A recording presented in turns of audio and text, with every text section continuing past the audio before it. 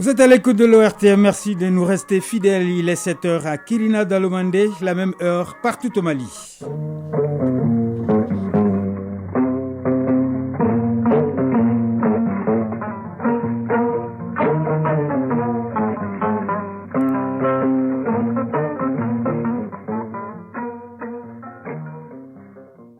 Le journal Kodi Sibi. Mesdames, Messieurs, bonjour. Le président de la transition, chef de l'État, colonel Assimi Goïta, a présidé hier la cérémonie solennelle de la rentrée des cours et tribunaux. C'était en présence de la grande famille judiciaire, une cérémonie qui donne le coup d'envoi des activités judiciaires au niveau des cours et tribunaux. Le thème de cette année est « Justice et citoyenneté dans le Mali nouveau ». Autre volet de l'actualité, l'adoption par le CNT de la première partie de la loi des finances pour l'exercice 2024.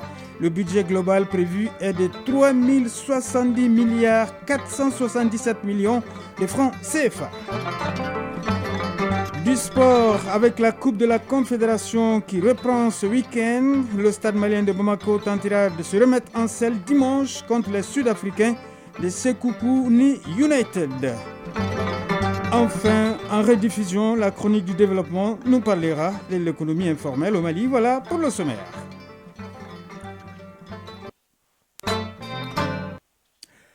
Bienvenue dans ce journal. La rentrée des cours et tribunaux est effective. Le chef de l'État, président du Conseil supérieur de la magistrature, a présidé hier la cérémonie solennelle de la rentrée des cours et tribunaux. La grande famille judiciaire au complet a fait le déplacement à la Cour suprême pour ce rendez-vous annuel qui marque le démarrage des activités judiciaires au niveau des cours et tribunaux. Un moment plein de sens et de portée juridique qui magnifie la justice et sert de tribune pour parler des mots de cette même justice afin d'attirer l'attention des pouvoirs publics sur certains dysfonctionnement. Le thème de cette année est « Justice et citoyenneté dans le Mali nouveau ». Le président de la transition, colonel Assimi Goïta, a mis l'accent sur la sanction de la justice qui dissuade les éventuels malfaiteurs avant donc de féliciter la grande famille judiciaire. Sira Bachili nous retrace le film de la cérémonie avec la synthèse du discours du président de la transition suivant. L'alarme sonne pour les cours et tribunaux. Le garant de l'indépendance du pouvoir judiciaire, premier magistrat, le colonel Assimi Goïta, vient l'activer à la plus haute juridiction du Mali, la Cour suprême, signe du démarrage de toutes les activités judiciaires au titre de 2023-2024. Début d'un cérémonial particulier. Et la Cour signe son entrée avec à la tête le chef de l'État, président du Conseil supérieur de la magistrature et à l'appel du Mali, la République se met debout.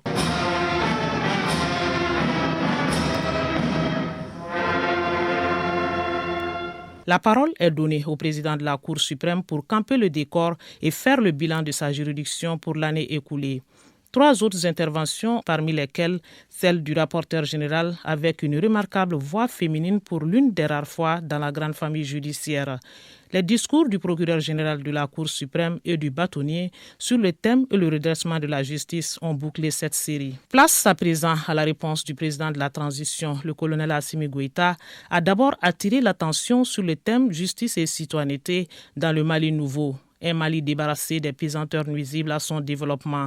La justice est un pilier important puisque dissuasive. Colonel Assimi Goïta, président de la transition. Ce thème s'inscrit en droite ligne des préoccupations de l'ère de notre pays qui veut sortir des crises multidimensionnelles qui affectent son développement.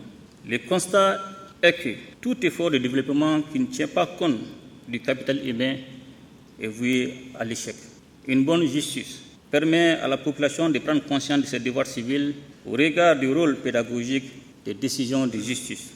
Nous constatons une incompréhension entre la justice et les citoyens. Ces derniers ont, à tort ou à raison, une certaine appréhension de la justice et du système judiciaire.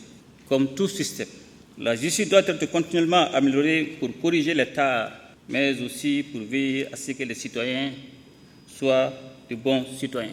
Le président de la transition est revenu sur une dizaine de recommandations des Assises nationales de la refondation, comme l'ouverture aux citoyens de la Cour constitutionnelle, le rapprochement des administrations judiciaires, des populations, l'effectivité de la médiation pour désengorger les maisons d'arrêt. Toutes ces recommandations, les assises ont connu un début d'exécution et certaines ont été exécutées comme l'adoption et la promulgation de la nouvelle constitution du 22 juillet 2023. Depuis un certain temps, le gouvernement a déployé des efforts pour rendre opérationnelles les juridictions nouvellement créées et améliorer les conditions de travail et de vie du personnel judiciaire grâce à l'augmentation du budget alloué à la justice. Les efforts et les réformes vont se poursuivre pour une justice capable de lutter efficacement contre les maux qui minent notre développement. Et le chef de l'État de rappeler que le Mali fait face au terrorisme qui constitue une grande menace pour la paix et la sécurité. Mais la dynamique de lutte est maintenue selon le colonel Assimi Goïta, président de la transition. Notre pays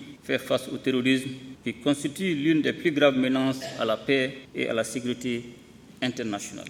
La lutte implacable que nous menons contre ces fléaux commence à produire des résultats que nous attendons maintenir jusqu'à l'éradication définitive du mal. Nous rappelons à tous les membres du personnel judiciaire, leurs sacerdoces, et nous invitons les citoyens à respecter leurs devoirs de citoyens en respectant les lois de la République et en œuvrant pour une justice indépendante. La corruption, une plaie de l'administration publique qui gangrène. Il faut la soigner en rendant justice, car comme le dit l'adage, l'absence de justice est une banalisation du mal. La lutte contre les pratiques néfastes en matière de marchés publics, comme les surfacturations, les conflits d'intérêts, les concussions de fonctionnaires et la corruption sera désormais renforcée par le projet de code pénal et de code de procédure pénale en cours d'examen.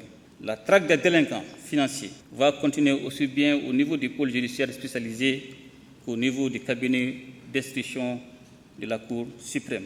Je garde l'espoir que notre justice, en dépit des difficultés qu'elle rencontre, saura relever les défis liés à l'assainissement des finances publiques et au redressement du secteur économique. Le président de la transition, président du Conseil supérieur de la magistrature, a enfin félicité les différents intervenants avant de souhaiter une excellente année de travail et de réussite à la grande famille de la justice malienne. Sur un autre plan, les membres du Conseil national de transition ont examiné et adopté 3 projets de loi intéressant la vie de la nation. Il s'agit de la loi portant statut des experts judiciaires au Mali, ensuite la loi portant création de l'inspection de la jeunesse et de la construction citoyenne. Mais le clou de cette séance plénière a été l'adoption de la première partie de la loi des finances pour l'exercice 2024. Le budget global prévu est de 3 070 milliards 477 millions de francs CFA, un budget ambitieux qui prend en compte tous les secteurs de développement du pays. On fait le point avec Arju Matina et Aloubé Kouinoui. Malgré les difficultés, le budget du pays augmente d'année en année. Ainsi, les membres du Conseil national de transition, lors de la présente séance plénière, ont adopté à l'unanimité avec 133 voix pour, 0 contre et 0 abstention, la première partie du budget 2024. Un montant conséquent qui permettra de booster tous les secteurs de développement du pays. Youbaba, représentant le ministre de l'économie et des finances. Ça ouvre la voie à la mise en œuvre d'un budget qui est effectivement ambitieux et qui veut réduire les difficultés des Maliennes et des Maliens et qui veut avoir un pays qui va vers l'émergence. Abdine Koumaré, vice-président de la commission des finances du CNT. Pour l'exercice 2024, nous avons constaté qu'il y a une amélioration dans tous les secteurs pourvoyeurs de recettes et qu'in fine, en 2024, les prévisions de mobilisation des ressources se situent aux alentours de 2390 milliards. Ça, c'est la mobilisation des ressources. Nous avons des charges à supporter. Ces charges se situent à tous les niveaux. Quand on essaie d'estimer les prévisions de charges de dépenses pour 2024, nous avons un budget total de 3070 milliards 477 millions de francs CFA. Vous constaterez aisément qu'il y a un gap qui sera absorbé par le ministre de l'économie et des finances, qui se situe dans l'ordre de 686 milliards. Si l'adoption de la première partie du projet de loi portant loi des finances du budget 2024 a fait l'objet d'énormes débats, par contre, ça n'a pas été le cas pour le projet de loi portant création de l'inspection de la jeunesse et de la construction citoyenne. À l'unanimité, les membres de l'organe législatif ont donné leur quitus pour la mise en œuvre du projet. Abdul Kassim Ibrahim Fomba, ministre de la Jeunesse et des Sports, chargé de l'institution civique et de la construction citoyenne. Les honorables membres du CNT nous ont fait un grand honneur et une grande confiance en nous permettant de créer l'inspection de la jeunesse et des sports et de la construction citoyenne. Et cela va nous permettre à ce stade aujourd'hui d'avoir un mécanisme de contrôle interne pour permettre à nos départements de s'améliorer. Maître Khadija Sangaré, président de la commission en charge de la jeunesse au niveau du CNT. Avec l'adoption de ce projet de texte créant l'inspection de la jeunesse et des sports, vraiment j'ai un sentiment de satisfaction. Satisfaction parce que c'est un outil dont le ministère avait besoin pour non seulement améliorer les services, contrôler, aussi conseiller les travailleurs de ces services-là. La proposition de loi portant statut des experts judiciaires était devant les membres du CNT pour adoption. Cette loi proposée par Ladi Dambélé, membre du CNT, permettra de réorganiser la fonction d'expert judiciaire dans notre pays de manière formelle et efficace. Et c'est avec satisfaction que la proposition de loi a été adoptée devant le ministre Ibrahim Ikassa Maïga, qui représentait son collègue de la justice et des droits de l'homme, garde des Sceaux. Ladi Dambélé, vice-président de la commission de l'administration territoriale du CNT, l'auteur de la proposition de loi. Cette proposition de loi, je l'ai proposée au mois de juin parce que j'ai vu que l'expertise judiciaire n'est pas aussi connue au Mali et que cette loi datait de 88. Donc la loi était désuète. Donc ça ne répondait plus aux besoins de l'évolution actuelle. Ça va servir à la rapidité de la distribution de la justice. Du droit. La suite de cette session d'octobre 2023 du Conseil national de transition se déroulera le 14 décembre prochain. La société Exim Bank de Chine entend accroître son assistance au Mali à travers le financement de nouveaux projets structurants dans le domaine de la production énergétique, la navigabilité et d'autres. Assurances données hier par le vice-président de Exim Bank de Chine lors d'une rencontre avec la délégation de haut niveau en mission actuellement à Beijing. Maliens et Chinois ont apprécié l'intervention de cette institution financière internationale au Mali. Envoyés spéciaux, Mamari Kone, Oumar Katraoui. 3 membres du gouvernement à Beijing pour renforcer la coopération bilatérale entre le Mali et la Chine.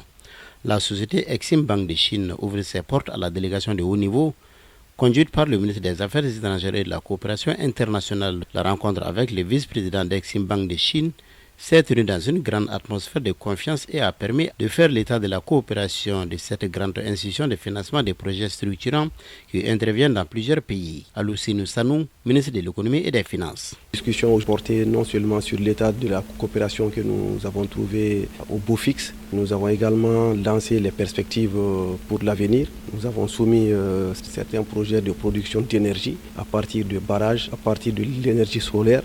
Nous avons également proposé le financement de certains projets dans le domaine de l'industrie minière également. Nous avons proposé des projets de navigabilité et le Exim Bank s'est dit très intéressé par ces projets et nous a demandé de les soumettre pour un financement très prochain. Nous avons trouvé des terrains d'entente et nous avons trouvé en tout cas un partenaire sûr qui est prêt à nous accompagner encore sur des taux rares aujourd'hui, des taux constitutionnels sur le financement, ce qui est extrêmement rare. Exim Bank de Chine apprécie les indicateurs macroéconomiques de notre pays. Exim Bank a trouvé également que le Mali a un financement très équilibré de son économie, que le poids de la dette est très équilibré, et que le Mali ne s'est pas engagé dans des voies qui pourraient compromettre aujourd'hui l'appui de ces structures financières internationales. Et Exim Bank continuera à être un partenaire bilatéral fort pour le Mali. Donc nous sortons très satisfaits de ces entretiens. Entre la société Exim Bank de Chine et le gouvernement du Mali, c'est une longue histoire d'amour avec des résultats concrets. Aloussinou Sanou, ministre de l'économie et des finances. Le Mali a un partenariat avec Exim Bank qui date de plus de 20 ans et nous avons 9 projets qui ont été essentiellement financés par Exim Bank. Et aujourd'hui, nous avons un encours de plus de 238 milliards de francs CFA que nous avons avec Exim Bank à travers le financement de beaucoup de projets comme le barrage de Guina, qui est réalisé avec d'autres pays de la sous-région, le Sénégal et la Mauritanie.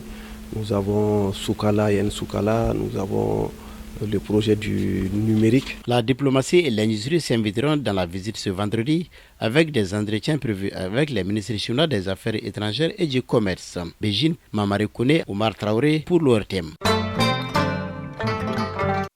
Actualité hors de nos frontières. Première escale, le Sénégal, à 3 mois de la présidentielle, prévue le 25 février 2024, se pose encore la question du financement des partis politiques. Le fonctionnement de ces derniers est régi par un texte qui remonte à 1981 et qui avait pour objectif d'éviter des financements de la part des puissances étrangères dans un contexte de guerre froide. Le débat refait surface sur fond d'accusation de fonds étrangers qu'aurait ou non reçu le parti de l'opposition Ousmane Sonko, dissous alors que les sources de financement des formations politiques sont un vrai tabou.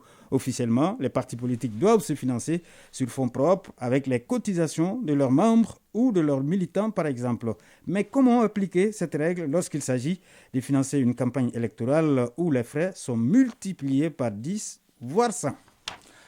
L'Arménie et l'Azerbaïdjan ont promis hier de prendre des mesures concrètes pour renforcer la confiance et apaiser leurs relations, alors que ces deux pays du Caucase se sont longuement opposés militairement pour le contrôle de l'enclave du Haut-Karabakh.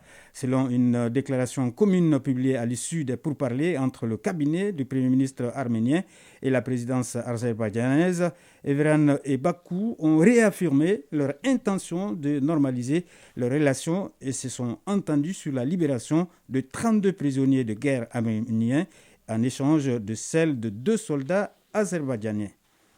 Au Mexique, un séisme d'une magnitude préliminaire de 5,8 a secoué hier le centre-ville du pays, a indiqué le service sismologique du Mexique.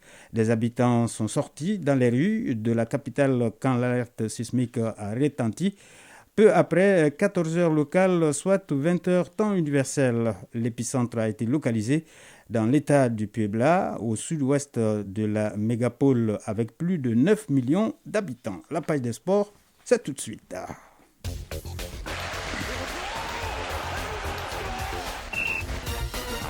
Basketball, les finales de la Coupe BDM-SA se jouent cet après-midi au Palais des Sports Salamatou Maïga. Et puis en football, la Coupe de la Confédération reprend officiellement ses droits ce week-end avec la 3e journée et un lot de matchs qui s'annonce spectaculaire. Le Stade Malien de Bamako tentera de se ressaisir dimanche devant Sekoukouni United d'Afrique du Sud, coup d'envoi 19h.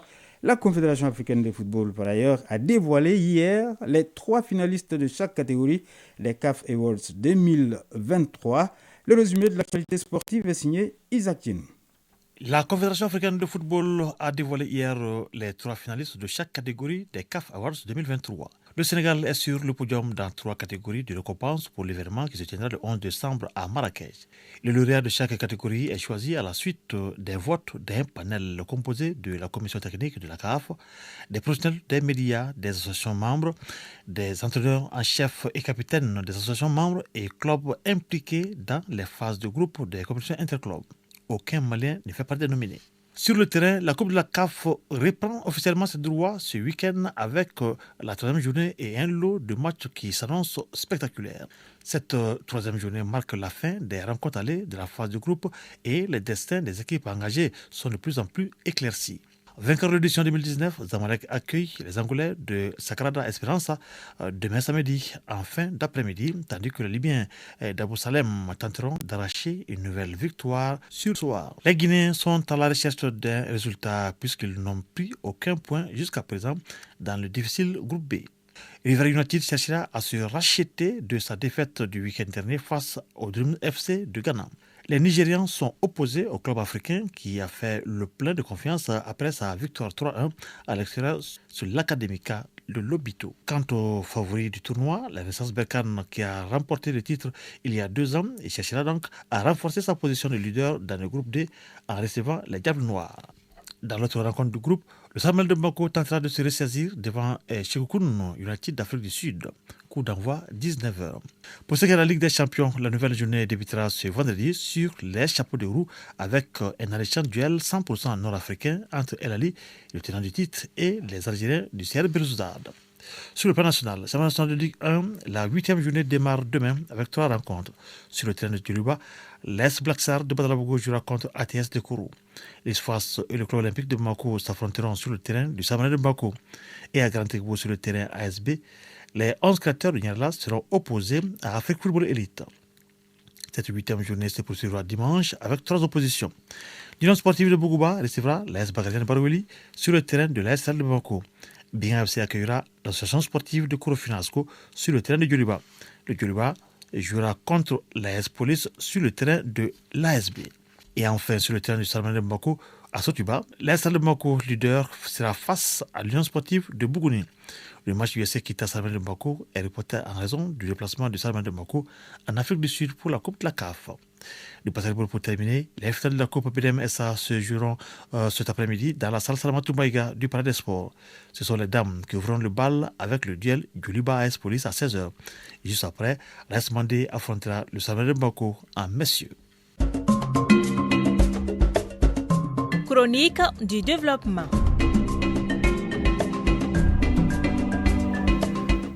On va boucler avec la chronique du développement. L'économie informelle ou le secteur informel au Mali occupe environ 98% des acteurs économiques, ce qui n'est pas sans conséquence sur les recettes fiscales du pays. Que comprendre par l'économie informelle et quelles sont les causes de la prédominance de cette activité sur l'économie formelle?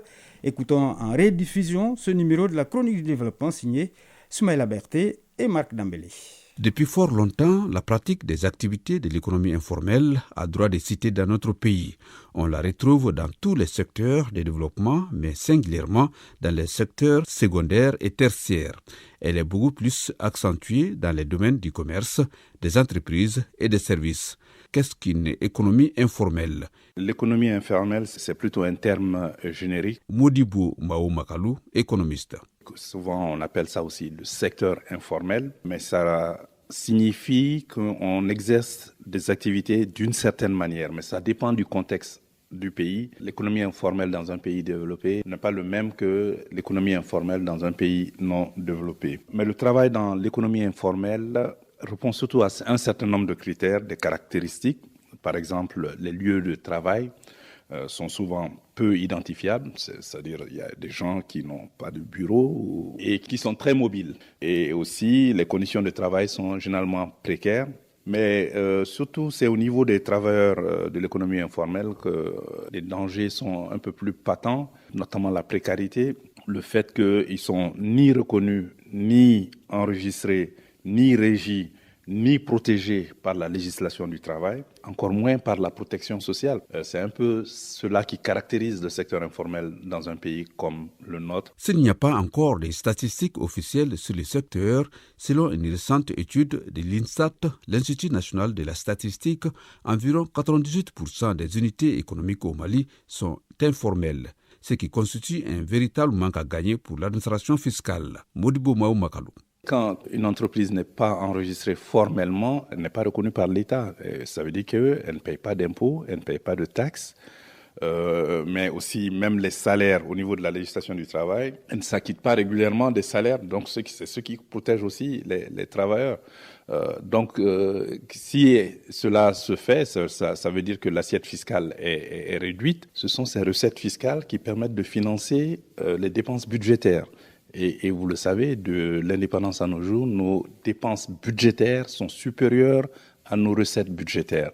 Et ce qui amène un déficit budgétaire, c'est-à-dire un écart entre les dépenses et les ressources. Donc là, la différence, il faut emprunter. Et quand le coût de cette dette augmente, ça fait moins de dépenses budgétaires pour les routes, pour les écoles, pour les centres de santé, pour les conditions de vie des travailleurs. Les causes de la prévalence de l'économie informelle dans notre pays sont nombreuses et variées. Elles résultent soit de l'état de précarité des acteurs ou soit de la lourdeur de la législation à la matière. Et ce n'est pas tout.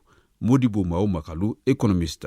Les causes profondes de l'informalité sont liées généralement à l'environnement des affaires. Quand la législation est trop lourde, les entreprises, elles ne le font pas par choix. C'est parce que c'est coûteux de s'enregistrer, d'être formel.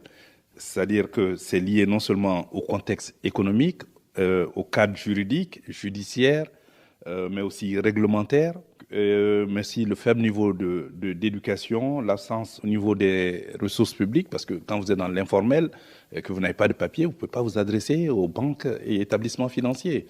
Et donc les ressources, vous les empruntez, mais vous allez les avoir à un taux beaucoup plus élevé, ça coûte plus cher pour emprunter et pour financer votre trésorerie pour des activités quotidiennes, etc. Et en même temps, surtout, le plus important, c'est que vous n'aurez pas accès au marché public. Selon les spécialistes, face à cette prédominance du secteur informel sur l'économie formelle, l'accent doit être davantage mis sur des mesures incitatives. Elles passent par la formation des acteurs, l'allègement des procédures et l'octroi des facilités relatives à la législation fiscale. Voilà, c'est la fin de ce journal mis en onde à Aliou Coulibaly, présentation Koji Sibi. Merci au rédacteur en chef Brahma Traoré qui m'a aidé à le préparer. Chaque Oumar Traoré pour la mise en ligne. Nous vous souhaitons de passer une excellente journée vendredi en compagnie de nos programmes.